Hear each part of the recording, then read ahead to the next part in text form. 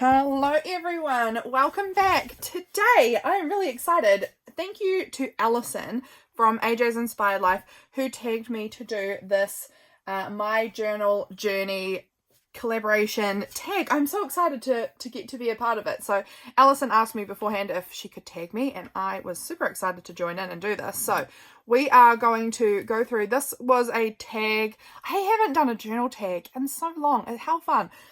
This is one by the Crafting Bookworm. She made this a few months ago, this tag, with this list of questions to answer and to chat through about our journaling, obviously. So it's the hashtag is My Journal Journey in case you are interested. And I am going to be tagging the lovely Jess from Love Rain Journals. So I have already talked to her. She's down. So I'm so excited to see her version of this as well. So how exciting. So the questions are, there's a list of questions and I'm going to go through them, and it's just about the journaling journey for me. So let's jump into it. The first question is, when did you start making journals, and to show your first journal if you still have it? This, I believe, was like my first like junk journal kind of thing. So I'm going to put this one aside for a minute. This one I think I made in 2019, I'm going to guess. Maybe the end of 2018. I can't quite remember. I couldn't give you an exact answer about that one. And this was like a tree-themed junk journal. It's not one used, like as in I haven't journaled anything in it. I just made this like tree-based journal, and it's absolutely huge. It's got so many pages in it. It's absolutely huge. And I was so in love with this process. This was so much fun. I don't think I haven't written a single thing in here. Like, I wish I knew the dates of it, but basically, I got started on journaling, making junk journals, after my son was born. So in February 2018, I had my son, and he passed away. He was born very early and passed away. And I was going through a lot of grief with that, and I hadn't done anything creative really in years. You know, you kind of finish. I did stuff in high school, and then, you know, I moved out and started working, and the creativity kind of disappeared for me. But it was through that grief that I kind of stumbled back upon my creativity again, and I found junk journaling. And I had never ever heard of junk journaling before, but I was like born to be a junk journaler. I can tell you that now. I always collected things like this. I had all of the scrapbooking papers. I used to do scrapbooking when I was a teenager and even younger. I collected old books. I collected pretty doilies and fabric. I had no idea what I would ever use them for. I just collected them because they were so pretty. So it was clear to me that this was the right path for me. Because when I found making junk journals like this, I was like, oh my gosh, I now know what I can do with all of these like hoarded little treasures that I've been collecting for the past all my life. So I started making this junk journal. And it's like, you know, that really typical vintagey. I mean, I'm being bold saying typical. I don't know. It's not that well made. I tried very hard though. And I will tell you that the process in making this was incredibly therapeutic and healing for me. Making things is incredibly therapeutic and healing, isn't it? So I made this book, and I just had the best time like searching for things all about trees that I would put in this little scrappy book. And look, I've put this upside down. But I just found all of these tree-based things and added them to this beautiful tree journal that I was making. And it was just like the fun of collecting and finding parts that I thought it looked pretty on, like pages that I thought each thing was pretty for, and doing little drawing and stamping and cutting out book text and all of this. And I had the best time making this. And I don't know, it really helped me heal. It did. I mean, I would not say that I healed in the process of making this journal, but this journal took me weeks. It was weeks of like, you know, I was working at the time, and so it was just kind of when I had a little space, I would go and play at my desk. You know, it was just like this brand new energy that I hadn't had in years to just like create and make stuff, and to cut bits up and glue things in and dye paper for the first time, and, you know, be foraging around to find books or whatever that might have pictures of trees in it, and I was just like, oh, this thing has a tree in it, I'm so excited, you know.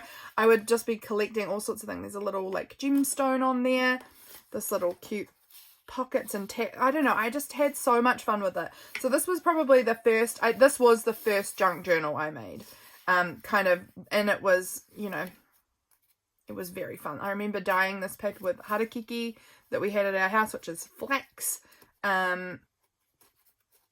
which was really cool.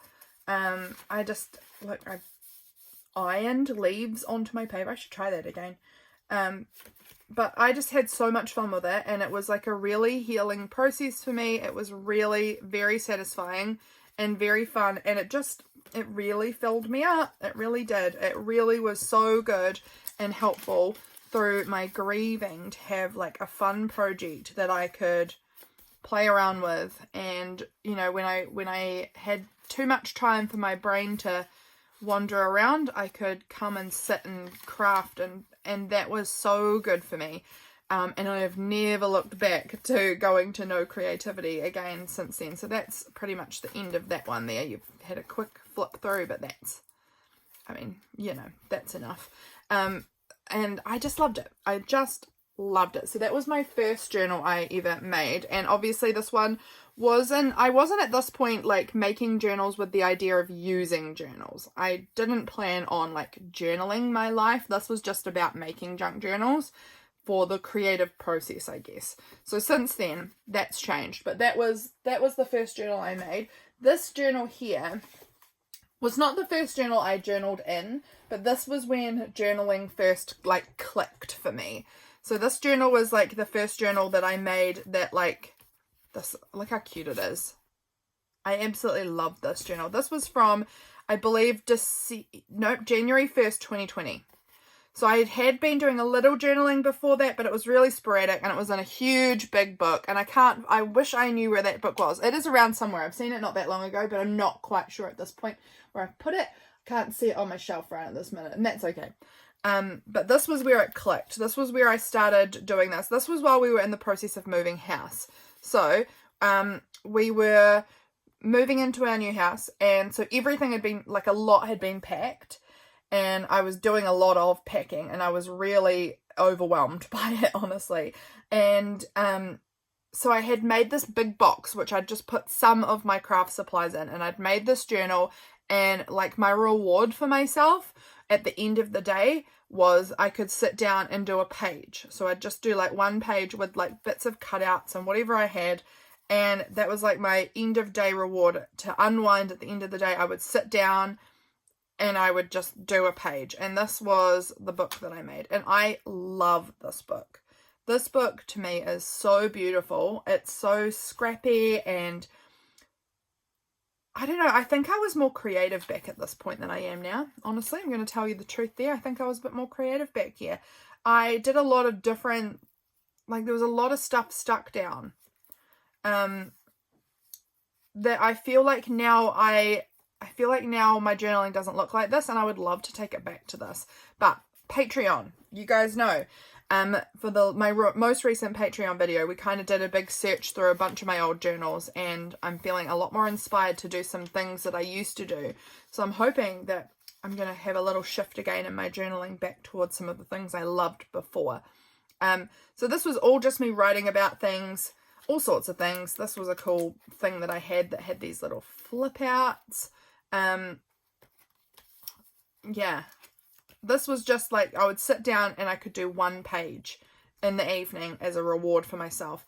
And this is where I got hooked on journaling for myself. I couldn't make journals because everything was packed, but I could just fill in my own journal with little bits here and there. And I really loved it. And I haven't stopped journaling since this point. So this is now February. So we had already moved into our house at this point. We moved in around about, probably close around this point.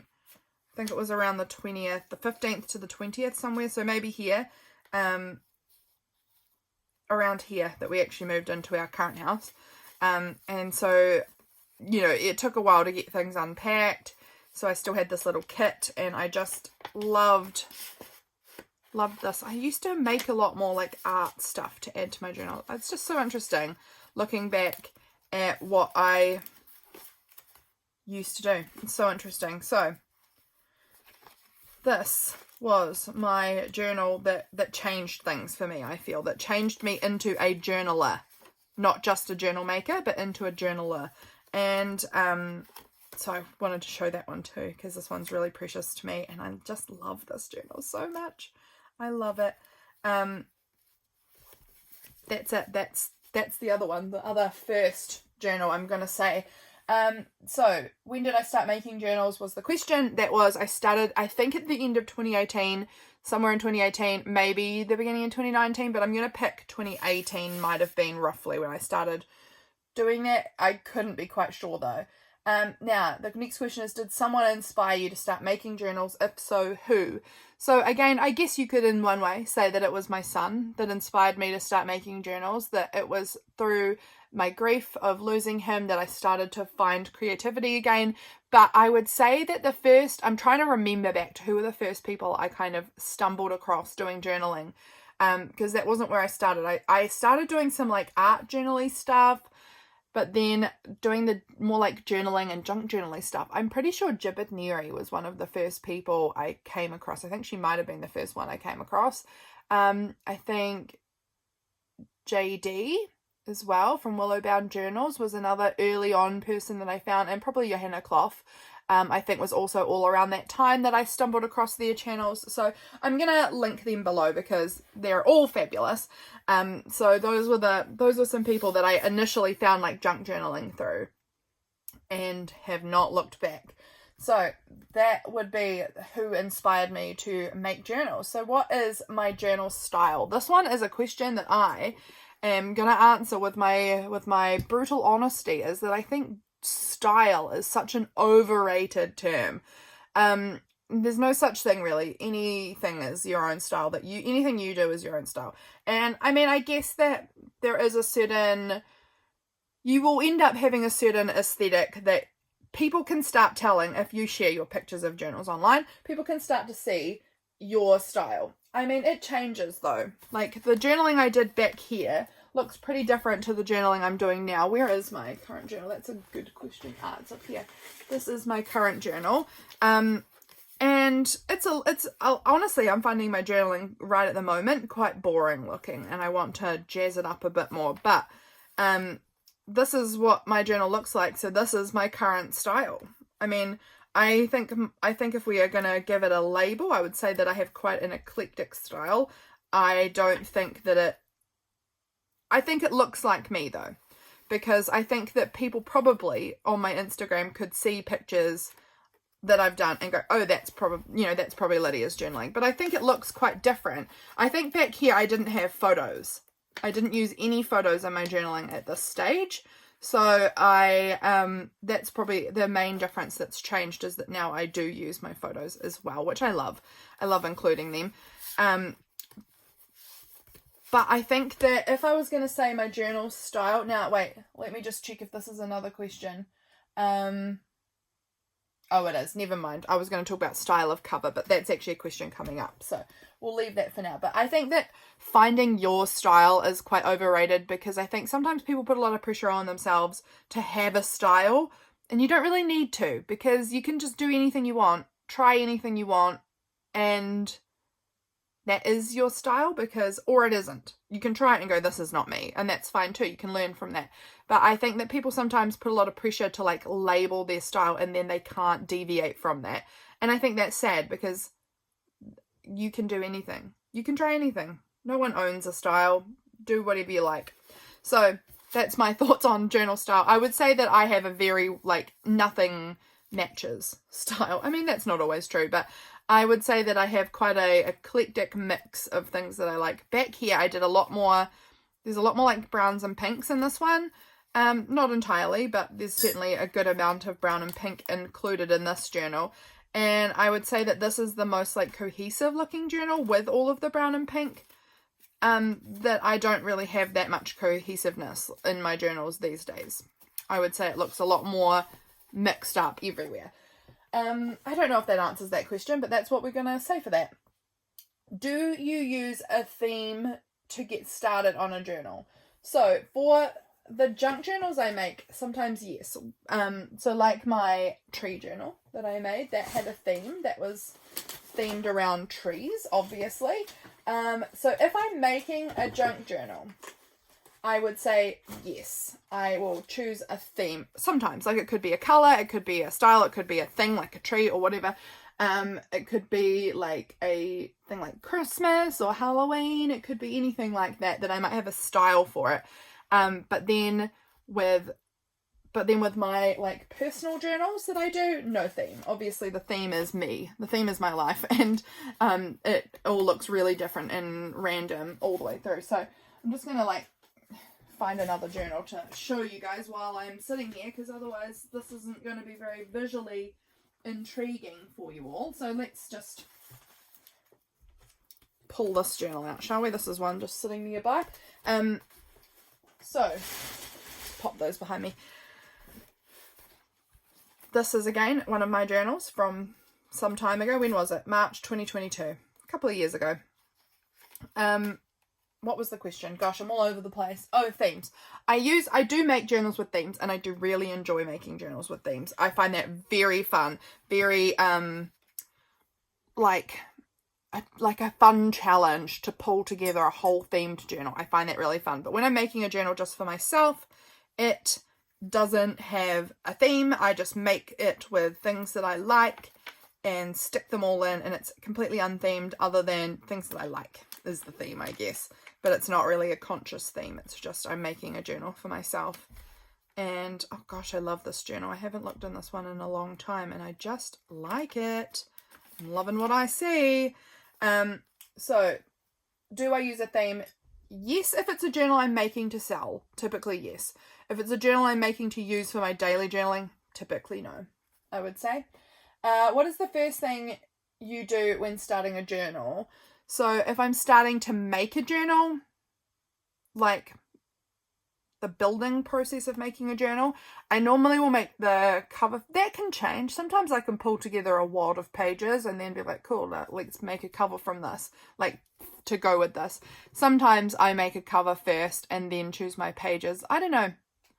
If I'm making a journal that's going to be for sale, the first thing I'll do is I'll decide on my theme. I'll decide what I want to do, what, you know, like what is the vibe, and then I'll work from there. But if I'm making it for myself, to journal in like this, I'll make the cover first. That'll be what I'll first do. This was my typical go-to cover style. A4 piece of paper, collaged, folded in half, paper in it. There's your journal. But this year I've been changing things up quite a lot, but that was the go-to vibe, which I'm actually really, really missing. I'm really missing these journals so much at the moment. So that is the first thing I'll do, is typically probably make a cover. If it is to like start journaling and it's like, what is the first thing I do when I'm going to journal? I will stick the big things down first. Anything big that I know is going on this page will go on first. So that is my first thing. What style cover? Here we go. What style cover do you prefer to use or make?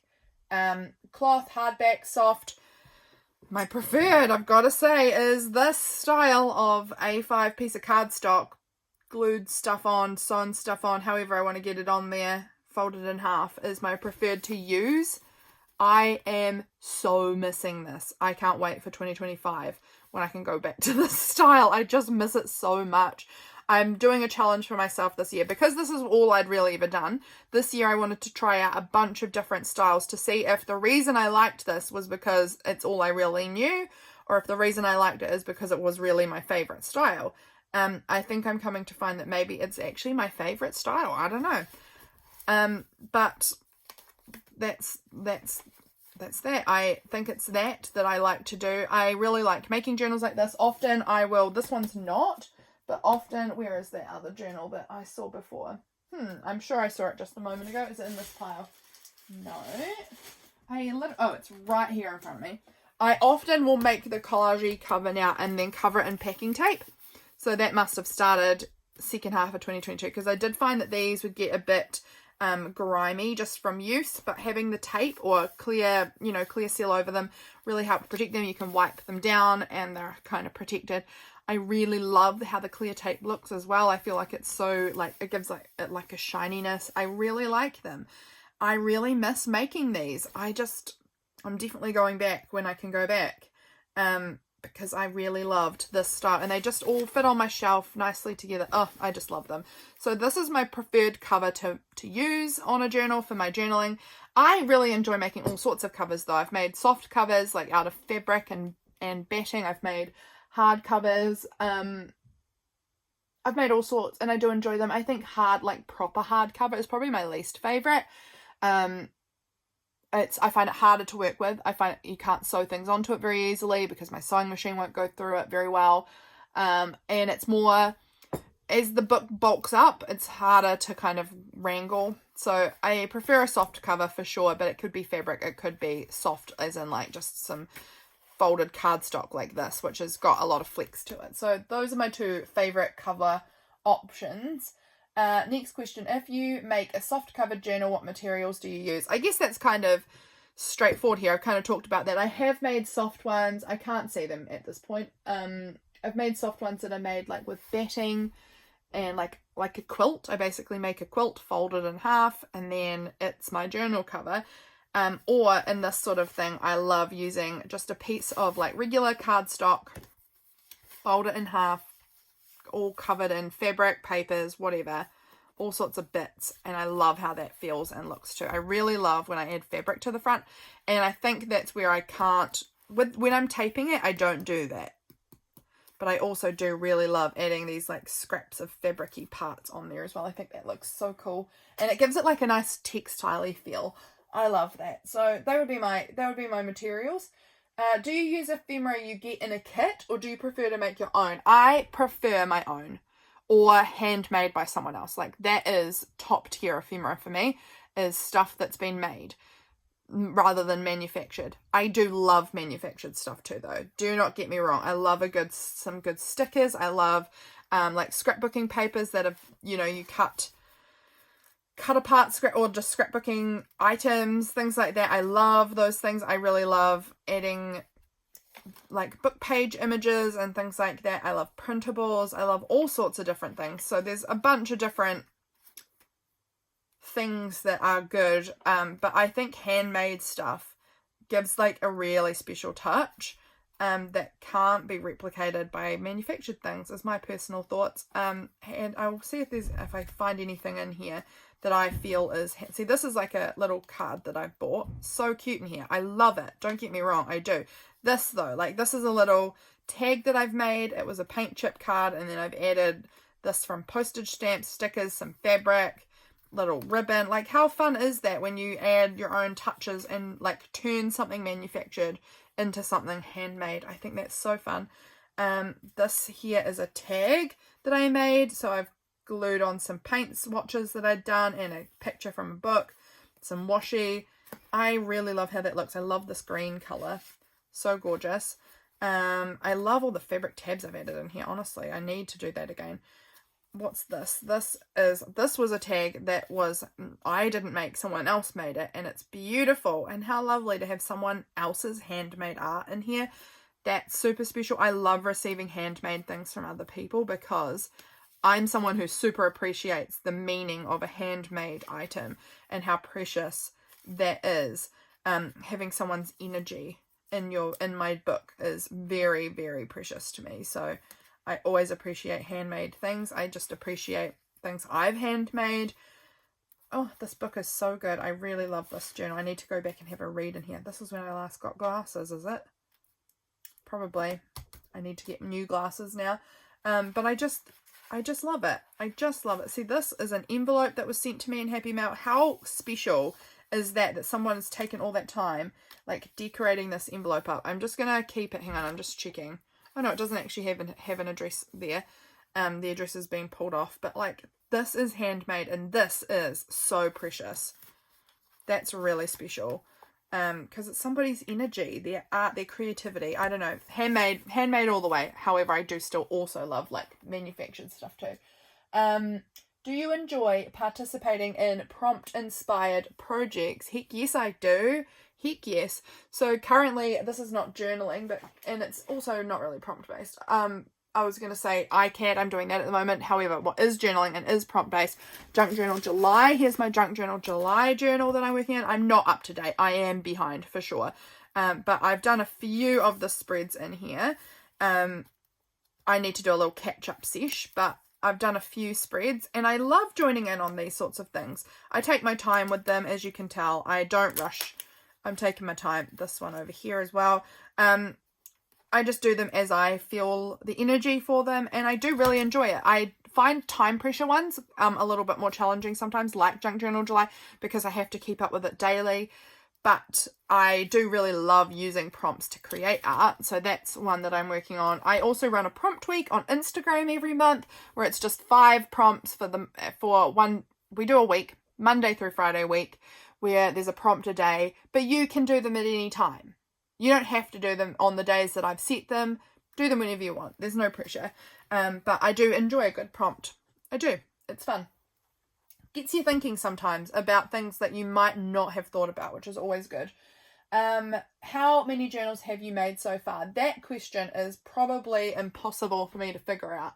I'm looking up on my shelf at journals, and I'm just going to guess at, like, there's 5 in that pile, 6, 7, 8, 9, 10, 11, 12, 13, 14, 15, 16, 17, 18, 19, 20, 21, 22, 23, 24, 25, 26. Honestly, that's not most of them. There's a lot. I would probably pick over 100. Probably well over 100, because I've journaled in a monthly journal like this since January 2020. So that, if we say 12 for 4 years, so hang on, 2020, 21, 22, 23, and then we're halfway through 24, that's already like 70-ish probably, plus journals I've made and sold a bunch of journals, so there's a lot more there. I have other types of journals, like my collage calendars, my one little word journaling, art journals that I've made for myself. There's so many. So honestly, I'd pick well over 100 journals that I've made, and I'm not going to stop anytime soon. I'm already actually planning a new journal collection to make and release at some point. Very excited, guys. Very excited. So keep that in your mind. And then the last question is, what do you enjoy the most about making journals? I'm going to pull it right back to this one again, where I told you in the beginning that what I loved about it was getting to be creative again, getting to make something. Just the process of coming up with an idea and making it on a page. What I love about journals as well is that in these, I'm going to not use that one right now. In each of these journals, you make a spread. So I've made a page of art. If I had to keep all of these on separate canvases or pieces of paper, I wouldn't have room for them. Keeping them in a book like this just makes them so much more manageable, don't you think? Like, it just contains everything so nicely. I really love that about journals. I love that it is a place for expression. I love journaling. I love actually getting my memories in these journals. That's really precious to me. What else? What was that question? What do I enjoy most about making journals? Okay. It's the creative process, I suppose. It's letting myself get lost in the creating. That is so beneficial, so good for my soul. It really does wonders for the old mental health. I'm sure a lot of you guys can relate to that once you just get in there and get going, just letting loose creatively is so satisfying. It just really fills you up. I don't know. That's all I can say about it, is it's really fulfilling, like, creatively. I couldn't love it more. So I highly recommend, if you have not started making journals or journaling in journals, what is holding you back? My friends, please don't let anything hold you back. And don't let having a style hold you back, I think, is the big thing. Let it be ugly. Journal some ugly pages. And I get ugly pages all the time even now, but in my first journal, there were certainly pages. This one here is a pretty ugly page. I remember at the time being like, that's an ugly page. That's ugly. I don't like that page. And I still don't particularly like that page. It's ugly. And that's okay. It doesn't matter. It's not about how pretty they are. It's about just letting yourself process and create and make something. It doesn't matter if it's pretty or not. This quite an intense color palette that I've picked out here. I probably didn't have many pens with me, and it got quite intense. This page, it's okay. It's not very nice, though. It's kind of a bit of an ugly page. This page is alright. This page is quite an ugly page, I would say. Find this quite ugly. But like, it doesn't matter. It's not about having everything pretty. It's about the process. It's about expressing yourself. It's about just spending that time where you let yourself make something. And that's really precious. So that is going through those questions, my journal journey, going through right through from the beginning where I was just making journals like this. They weren't to be used. They were just, well, I mean, I could have used it. There was no rules against it, but I wasn't making it to write in it. I was making it for the process of making it. And just the fun of like finding and putting something together. Through to this, where I started journaling every day, through to, you know, finding a comfortable journaling routine, and through to now, which is, you know, different again, trying out a whole bunch of different sizes and styles. It's all good things. It's all good things. I can't recommend journaling enough. So thank you again, Alison, for tagging me. I have really enjoyed going through this. These old journals of mine are just so much fun to look through. I really love looking through them. I'm tagging Jess, Love Rain Journals. I'll have her tagged here as well. And thank you to the Crafting Bookworm for creating the tag. How fun that we get to do this. If anyone else wants to join in and do it, please feel free to do it as well. The questions, I'll put those in the description as well if you're wanting to find the list of questions. I hope that you guys are doing really well, and I will catch you again for my next video. Bye, friends.